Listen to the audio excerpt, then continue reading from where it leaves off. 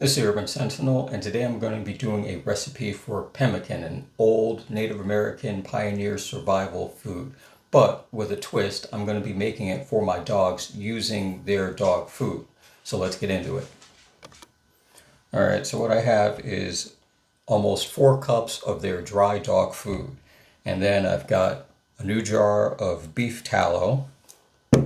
What I'll be doing is putting it into this plastic Ziploc bag, using the roller, crushing it into a powder-like material. While I'm doing that, I'll have the beef tallow on the stove, basically coming to a boil to melt it down into a liquid. Then I'll add it into a bowl, mix it all together, and then spread it out on top of this wax paper in this small tray. Once it's in there nice and even, put the tray into the refrigerator, and it has to stay in the refrigerator for a few hours. Then once it's cooled and it's firm, I can then cut it up into small chunks, wrap it up in wax paper, and then keep it stored in the refrigerator until I'm ready to use it. Primarily, my intention to use this is when we go on longer walks or hikes, just to give them a little treat, a little something. It's not to be a meal replacement for their regular morning or afternoon feeding times. It's meant to be just simply as a condensed high protein energy type of bar for the dogs. Granted, you can go out and you can get little dog treats and a bag and everything, and those can do quite well. But this is something that, in terms of having a skill as far as being a prepper, something that you can consider doing. Now, the reason why I'm using their dog food is, one, it's their dog food, they're used to eating it, so I'm not introducing something that may upset their stomach. Two, the beef tallow isn't in large amounts where their body is going to have to process a huge amount of actual fat. It's in a small amount, just liquefied enough, so this way once it congeals and firms up, it acts as the binder for the dry powdered dog food. Alright, so I've got the tallow out, and this happens to be Fatworks Pure Tallow. Basically, it was the only one that I could find readily available in my grocery store. Now, you can get actual tallow directly off of fatty beef cuts if you go to a butcher shop, but I did not have the time nor the dime for that, and that's a whole separate process that you still have to go through to make sure you trim off the rest of the fat properly so it's easier to render. Now, I'm just using a normal tablespoon. I'm not doing the exact measurement. I'm just going to sort of eyeball it, get it into the pot. And the way I figure it's all right to have a little too much, because you don't have to pour it all in. You'll be able to better gauge it once it gets in there. I want to get enough in based upon the 4 dry cups that I think will help bring everything together. And then while this starts doing its thing, and you can see already starting to liquefy up, I'll get into crushing the actual dog food. We'll head into that one next. Leave that in there for now and come right back to that. Alright, so dry dog food into the bag and push out the air, because what you don't want is having a big air pocket in there, making it essentially a bubble that's then going to burst your bag. I'm going to start, and I've got it on this dish drying towel. I'll work somewhat from the middle and roll it out.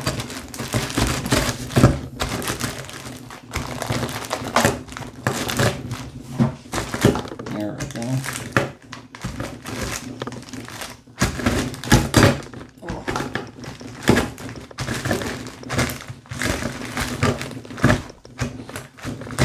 I give them credit, their chompers definitely are pretty good. It's just putting up some resistance. I think I have to go caveman on this. Now, I want to say that through Herculean strength and skill, I took the dog food, rolled it up inside the dish towel like so, and then used the roller to crush it out and press it out into a powder. Caveman style? No. I went George Jetson, and I put it in the blender, took care of it that way. 30 seconds, set it on ice crushing, no problems.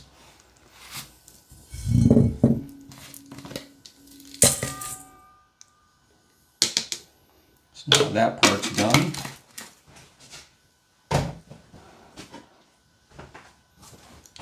I'm going to add some of the rendered tallow, which I believe I'll need a little bit more, but we'll see.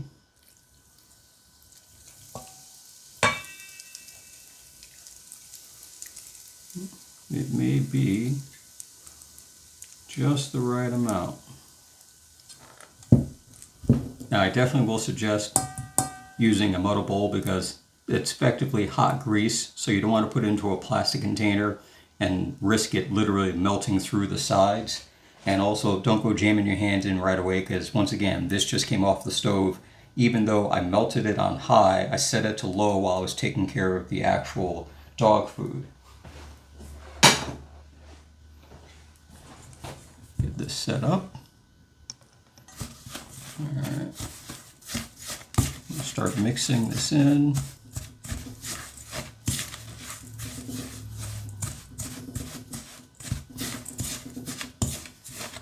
You wanted to get the overall kind of texture consistency of if you were mixing a brownie mix or a cake mix together, where it's still more solid and doughy like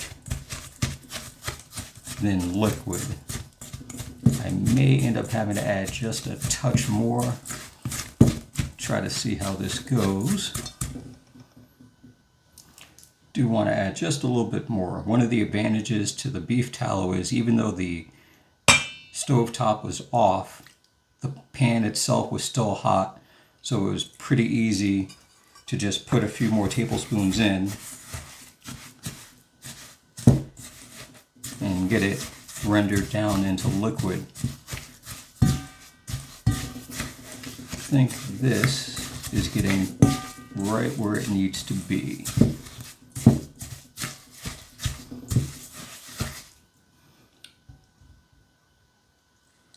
A little bit more. I don't want to add too much more, and just to be on the safe side, I'll put this back out of the way.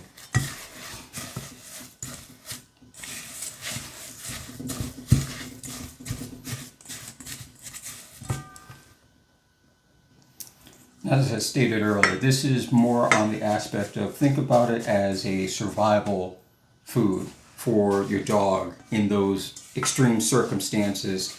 It's small, it's light, and again, it's not meant to replace the daily meals, but it is good as a treat or in one of those SHTF scenarios where you can't lug around 5 pounds worth of dry dog food or 3 cans of wet dog food. And even if you're a person that feeds your dog, raw food, things that you would normally eat, you'd have to keep it in that condition, have to keep it ready for them like that. And that may not be the case for you. You may yourself be eating out of freeze-dried packages and whatnot. So it's just an advantage that you can use in those scenarios should something like that happen. I mean, even if it's a case of you have to leave where you're at because of a hurricane or something like that, and you only have enough time to grab a few things, and you're taking your dog with you, it's at least a quick way to make sure that the dog has something to keep them going, whether you're walking on foot or you're riding in a car and you're just waiting out a storm, whatever the case may be.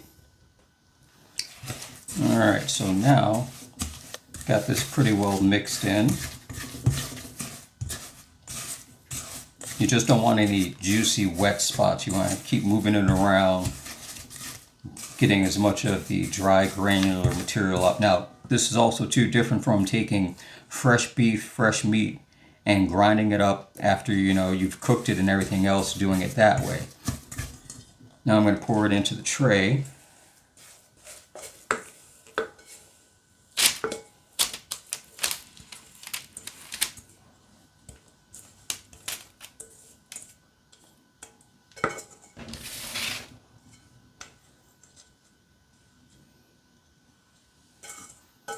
Get it all in there.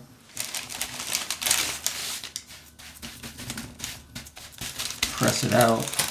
And this is going to sit in the refrigerator as it is for several hours, allowing the tallow to really cool.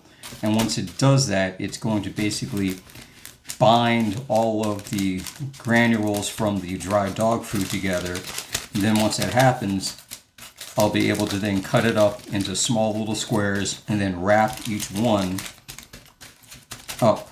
And it's a little thin towards the edges. I want to try to keep it as even as possible.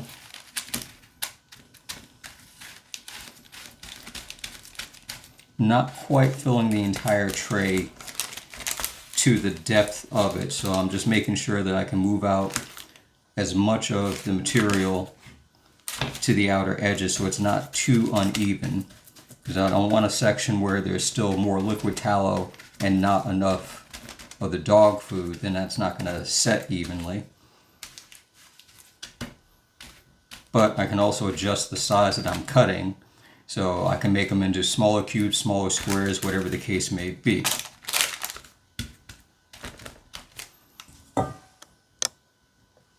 Now we're going to take this down, put it into the fridge, and it's going to stay there for a few hours. She's not dead, she's just pouting because she heard food and she's not getting any yet. Alright, slide this in here. And the fermentation is still going on with the garlic and honey and the turmeric, ginger, and honey back there. That's going to be working out well in another month or so. So this will stay sitting in here for the next couple hours. I got to go out and do other stuff. When I get back, I'll check on it and we'll see what's going on from that point. Alright, it's been a few hours. Excuse me. It's been a few hours. I'm going to cut into it, see how it looks, and then we'll see what happens.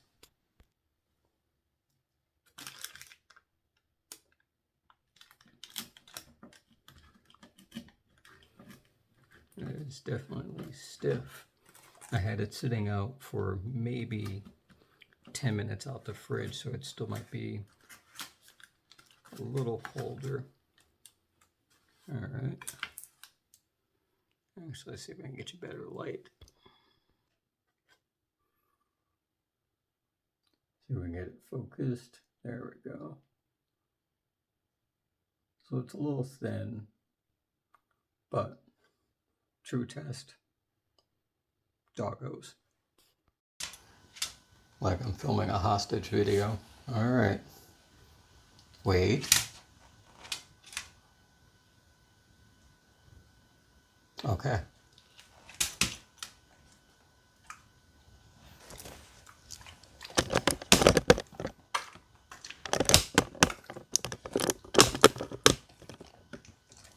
What do you think? Alright, so I'm going to go on the basis that she likes it because she is a very finicky, picky eater. She usually, if she's not sure about something right off the top from smelling, she doesn't want anything to do with it. But that she does. And like I figured, it's her dog food mixed in with the beef tallow. Can't really go wrong with that. So at this point, I'm going to start to cut up and make them into smaller pieces. It's probably not going to be nice, even squares. We're going to do the best I can and then wrap them up, put them in a Ziploc bag, and tuck them back in the fridge. And that's it. So that's how you make your canine pemmican for your dogs for those exploration trips and outings and things like that. And overall good to have for an SHTF situation. They'll probably last for several months kept in the fridge. That's a key thing. Wrap them up so they don't get moist, put them in a bag, keep them in the fridge, and you're good to go. Until the next one, I'll catch you later.